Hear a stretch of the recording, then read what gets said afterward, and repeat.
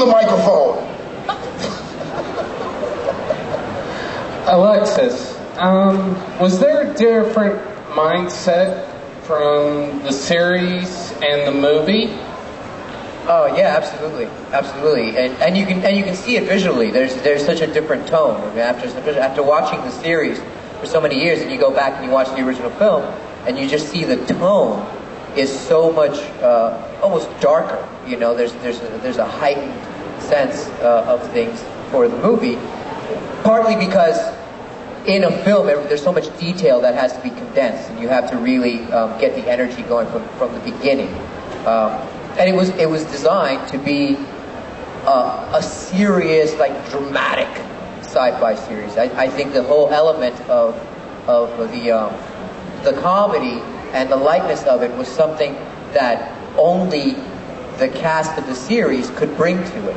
You know, I think that was a very special thing that they brought to it. Because as an actor, you always want to bring something new, especially when you're taking over characters that somebody else had played. And for Richard Dean Anderson, I mean, it's really amazing. You watch the two between Kurt and Richard Dean Anderson, and they're both just fantastic actors, and they're both fantastic people. And without having seen it, you know, there was a big question of how does this work? Who is Jack O'Neill? And yet, there's no denying that they both put such a stamp on it. They put their stamp on it. That's just testament not only to the actors, but I think to the creators and to the writers for you know, envisioning and putting together these amazing characters, these portraits. And for Chris, was there a different mindset between Tilk and the android on Andromeda?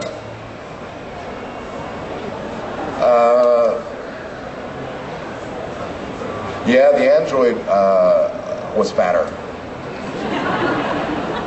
No, it's weird when I look at it, because in the off season,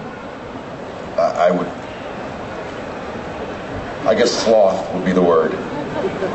I would really like I would do everything to the excess, because I knew for 9.5 months of the year that I wouldn't be able to. So when I got the call to do Andromeda, I wasn't in very good shape. I wasn't, my mental acuity wasn't where it should be. So I look at the performance, and even to me, it looks very sluggish in my own mind. But I thought, wow, that really works, because it's different than Teal'c. So even my own physicality really changed the performance, because I didn't feel comfortable in my own skin being on camera, and that really changed the performance that I had for, what was his name? Do you remember?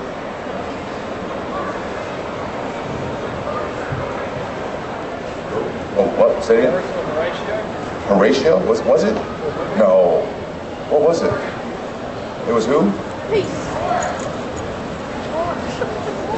Forrest. It was, no, that wasn't it, was it? It was? Okay, yeah. I was just wondering, because I never knew what his name was. Have you guys got a favorite episode? Pretense was my favorite. When I was having to flip back between Scar and Chlorel. That was a lot of fun. When I got the script, I knew it was going to be a lot of fun. When we did it, it was a lot of fun. And just keeping track of it, and peripherally looking down at my little chest plate, seeing what color it was, and you know, and the people running that machine would mess with me all the time, just to kind of see how much I kept up. So it was like playing Simon, you know. But it was fun. That was my absolute favorite episode, because every actor dreams of playing a schizophrenic role. So. Not being schizophrenic, right. Just playing, yeah. I think for me, the favorite episode for me watching was probably Heroes. I think Heroes just really got on every level what started. I mean, it was humorous, and it was touching. I just think on every level, it was the one episode that kind of encompassed everything that Stargate has been about. I think personally, my favorite episode was probably Italian, because very often we are very limited in what we can do as far as the brutality of the show, and actually, but when you're a warrior and you're fighting another warrior, so often we can't show what would really go on between and two warriors. And that episode, Andy Makita, who directed it, just said, "Oh, let it all hang out." And so it was that probably for me was my personal thing. Something I did.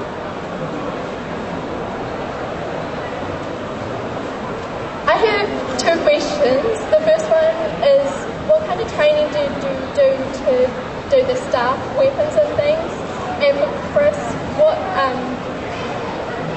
why did your t-shirts get smaller and smaller throughout the seasons?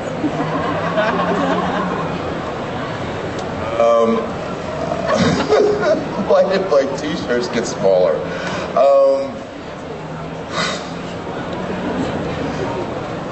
Well, the training for the staff weapons, Dan Shea was our coordinator, and his whole philosophy was kind of more wushu.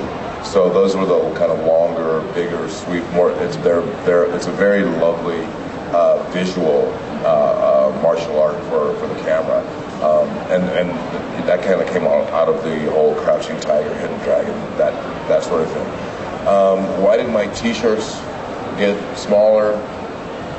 I'm not. I think a lot of it started when my vanity. My vanity is why my t-shirts got. I'm not even gonna lie. It's because I said if I'm doing all this work, I want to show it. That's why. My vanity. There. I said it. I'm a weird-looking human being, and I'm vain.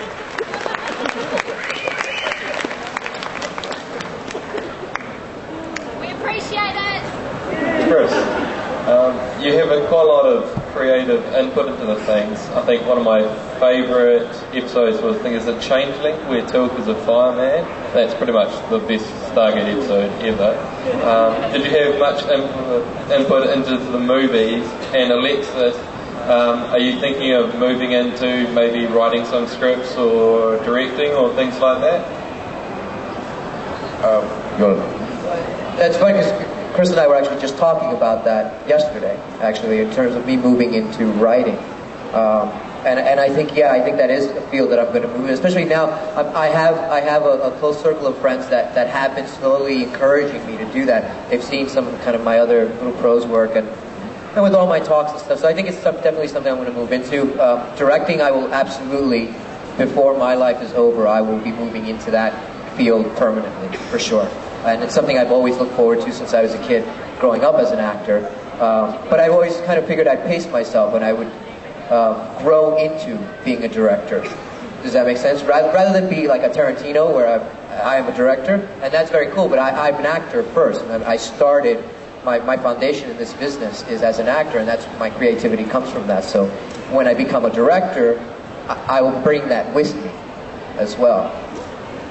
And that's the thing, the nature of the business is changing so dramatically that there are so many people vying for jobs now that you almost have to make that, when you have the opportunity, you almost have to kind of generate your own projects while you have the heat to do it. Because you can't just sit around anymore and wait for someone to write something for you. So it's almost become a necessity. Great question, thank you. Yeah, definitely. And for me, truly, that's something that keeps me sane, because I have a lot of manic energy that sometimes, an idle mind is an evil mind. That kind of, not that I'm evil, kids. I'm not evil. When I say evil, not with a capital E. No, but so that's a way for me to kind of displace all that energy that's there.